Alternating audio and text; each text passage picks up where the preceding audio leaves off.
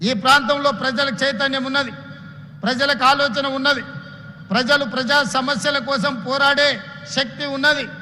ఎప్పుడైతే ప్రజల చేత ఎన్నుకోబడ్డ ప్రజాప్రతినిధులు మేము ప్రభువులము, మేము మనుషుల కంటే అతీతులం, మేము దేవుళ్ళమని భావిస్తారో, దేవుళ్ళుగా భావించి ప్రజల మీద ఆధిపత్యం చెలాయించాలి, ఈ ప్రజల్ని అణిచివేయాల అనుకున్న ప్రతి సందర్భంలో ఈ వరంగల్ గడ్డ మీద చైతన్యంతో వాళ్ళను గోతి తీసి బొందబెట్టి ఒక చైతన్యాన్ని చూపించిన ప్రాంతం ఈ వరంగల్ ప్రాంతం.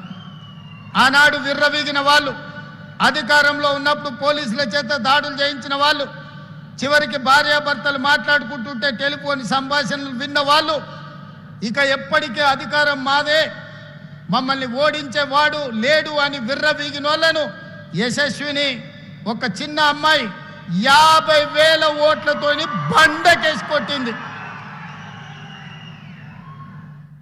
రాజకీయాలలో కొండ కాకలు తీరిన బండ అన్నాడు, కానీ మీ ఆడబిడ్డ ఒక్క దెబ్బ కొడితే బండ పక్కన 2 ముక్కలైంది. ఇది ఈ ప్రాంతంలో ఉన్న చైతన్యం. ఈ గెలుపు నాదో యశస్వినిదో కాదు, ఈ గెలుపు మీది. మీలో ఉన్న చైతన్యం, మీలో ఉన్న భావ ఆవేశం ఈనాడు ఈ ప్రాంతంలో 12 సీట్లకు 10 సీట్లను గెలిపించి ఈరోజు ప్రజాపాలన ప్రభుత్వాన్ని ఏర్పాటు చేసింది.